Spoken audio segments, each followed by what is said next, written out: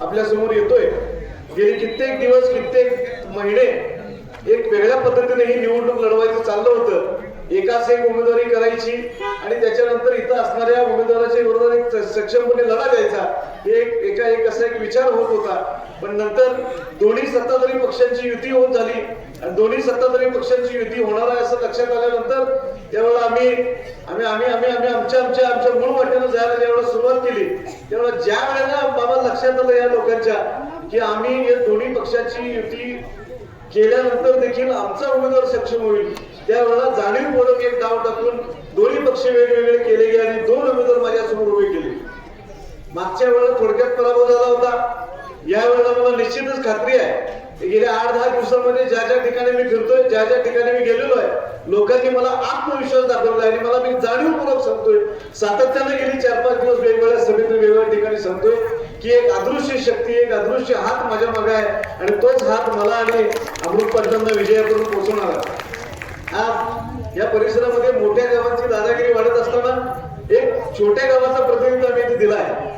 छोट्या गावाचा प्रतिनिधी देत असताना मला आनंदाने सांगावं असं वाटेल, अतिशय सक्षम उमेदवार मी पंचायत समितीला इथे दिलेला आहे। त्याचबरोबर जिल्हा परिषदचा अतिशय सक्षम उमेदवार दिलेला आहे। ह्या जिल्ह्यात तालुक्यामधल्या सगळ्या पक्षाच्या सगळ्या उमेदवारांच्या मध्ये सगळ्यात जास्त क्वालिफाईड उमेदवार हा आमचा आहे आणि तो निश्चितच जिल्हा परिषदेमध्ये ह्या आपल्या परिसरातले आवाज उठवणार आहे। या गावासह या परिसरातले अनेक मुद्दे आहेत, पण आज मी तो उहापोह करत नाही, मी कोणावर टीका करत नाही, मी कोणावर टीका करणारही नाही। पण निश्चितच एक सांगू इच्छितो की एकदा मला संधी द्या, मला दिलेली संधी मी निश्चितच वाया जाऊ दिली जाणार नाही। बरीच वर्ष मी आणि माझं कुटुंब मित्र या गोष्टीसाठी संघर्ष करतोय। या इलेक्शनची वाट बघत होतो मी इतकी वर्ष। माझ्या दाराला कुठलाही माणूस कुठलीही गोष्ट न परत घेता गेलेला नाहीये। मी माझ्या दारात आलेल्या माणसाला कधी जातपात विचारलं नाही, कधी गाव विचारलं नाही, कधी गट विचारलं नाही, कधी राजकीय पक्ष विचारलं नाही। मी ज्यांना मदत केली, ज्यांच्या मुलांना मदत केली, ती सगळी मंडळी कदाचित आज माझ्या उलटा प्रचार करत फिरत असतील। पण मित्रांनो, माझी त्यांना विनंती आहे, मी खरोखर दोषी असेल, मी चुकी असेल तर माझ्या उलटा प्रचार करा। फक्त कशाच्या तरी अभिशापोटी आणि कोणीतरी दुसऱ्या तालुक्यात फोन करून तुम्हाला सांगतोय म्हणून तुम्ही दुसऱ्याचा प्रचार करू नका। ज्यांचा प्रचार तुम्ही करालाय तो खरोखरच गेली 10-15 वर्ष त्यानं काय केलंय, कशा प्रकारचे गुन्हे त्याने अंगावर घेतलेले आहेत याची साक्ष जरा तुम्ही तुमचा थोडासा इतिहास आठवून बघावं आणि निश्चितच तुम्ही मला संधी द्यावी।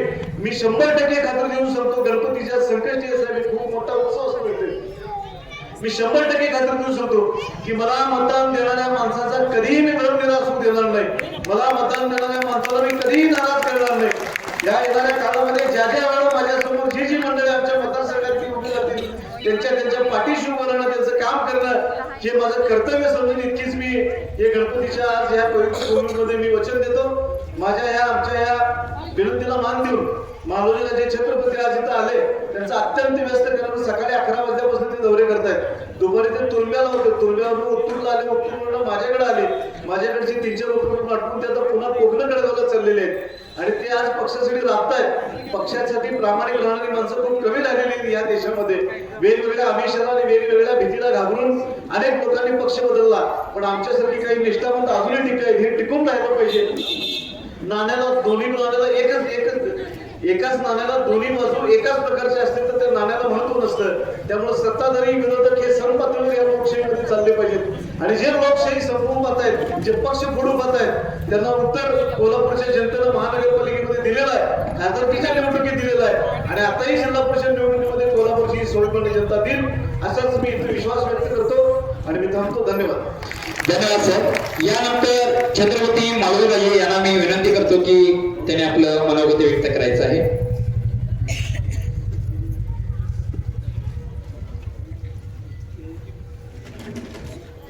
7 तारखेला होऊ घातलेल्या जिल्हा परिषद आणि पंचायत समिती निवडणुकीच्या निमित्तानं आज या ठिकाणी आयोजित केलेल्या सभेसाठी उपस्थित असलेले आमचे ज्येष्ठ सहकारी बसवराज हजरी यांनी आताच आपलं मनोगत व्यक्त केलं, ते आमचे तरुण आणि तडफदार जिल्ह्याचं युवा नेतृत्व, या तालुक्याचं नेतृत्व आणि अगदी तळमळीनं काम करणारे दिग्विजय कुराडे, जिल्हा परिषदेचे माजी सदस्य शिवाजीराव खोत, अमृत पाटील। आज मित्रांनो या ठिकाणी ही लढाई अतिशय मोठी लढाई आहे. विशेष करून या जिल्ह्यामध्ये कडगाव आणि गिजोनी हा जिल्हा परिषद मतदारसंघ हा सगळीकडे चर्चेला असलेला मतदारसंघ आहे. आता चर्चेला असलेला मतदारसंघ म्हणजे दोन्ही बाजूनी आहे. आम्ही म्हणेन की आमच्या कुऱ्हाड्यांचं नाणं हे खणखणीत असं नाणं आहे.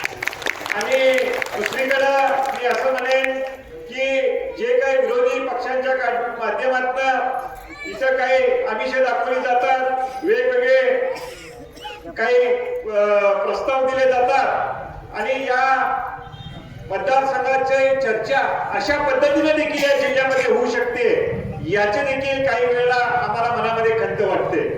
मित्रांनो, आज या ठिकाणी काँग्रेसनं काय केलं म्हणून विरोधक काही वल्गना करतायत. गेल्या 40 वर्षात आपण जर विचार केला, इतिहास जर पाठीमागे जाऊन तपासण्याचा जर प्रयत्न केला, तर या देशामध्ये या ठिकाणी हरित क्रांती असेल, औद्योगिक क्रांती असेल, शिक्षणाच्या क्षेत्रामध्ये असलेली क्रांती असेल, सिंचनाच्या क्षेत्रामध्ये असणारे आमूलाग्र असे बदल असतील, हे सगळे 40-50 वर्षापूर्वी या कालखंडामध्ये हे काँग्रेस पक्षाने केलेले आपल्याला दिसून येत आहे. काँग्रेस पक्ष म्हणजे दीन दलित शेतकरी शेतमजूर अगदी तरुण सगळे आमचे शोषित पीडित दलित बहुजन या सगळ्यांना बरोबर घेऊन जाणारा जर कुठला पक्ष असेल तर तो काँग्रेस पक्ष असेल.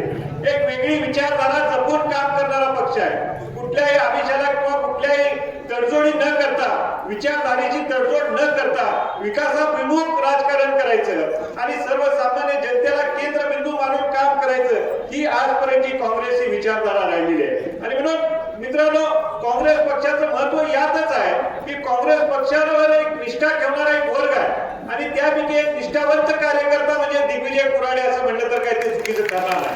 कुऱ्हाडे कुटुंब एक निष्ठेशी बांधील असणारं कुटुंब आहे. सर्वसामान्य गोर गरीब लोकांना न्याय देण्याचं काम करतं हे गेले अनेक वर्ष बघणाऱ्यापैकी मी एक आहे.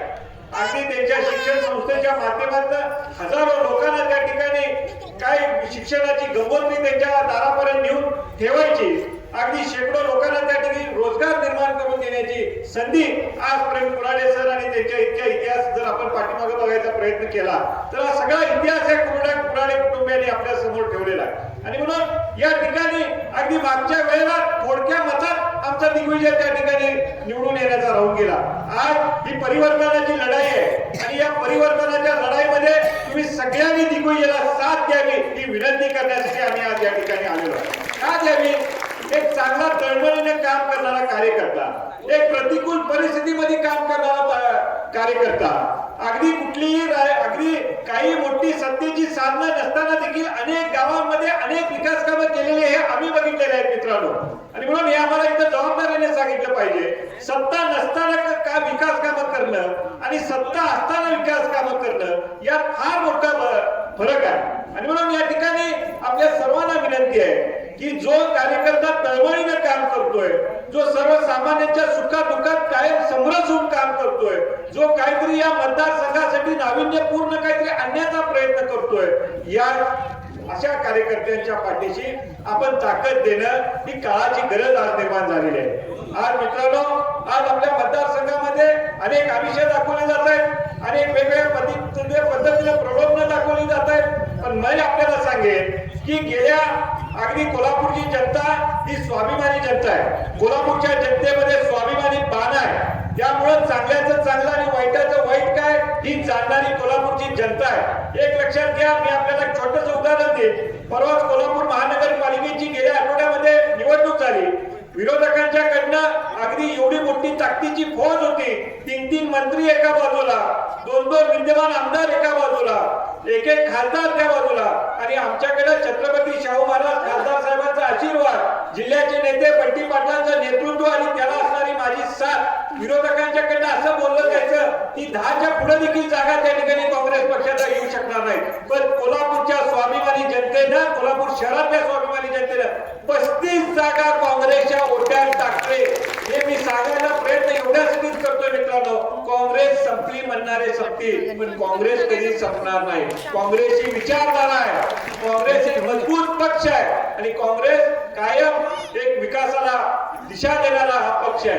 आणि म्हणून एवढं सगळं एकीकडची एवढी धनशक्ती आणि आमच्याकडे होती धनशक्ती आणि मग आमच्याकडे होती जनशक्ती आणि म्हणून हा विजय आम्ही कोल्हापूर महानगरपालिकेमध्ये प्राप्त करू शकलो. आज तीच परिस्थिती आज या ठिकाणी आहे. एकीकडे जनशक्ती आहे आणि दुसरीकडे धनशक्ती आहे आणि म्हणून या जनशक्तीचा विजय तुम्ही करावा ही विनंती करण्यासाठी आम्ही या ठिकाणी इथं मित्रांनो आलेलो आहे.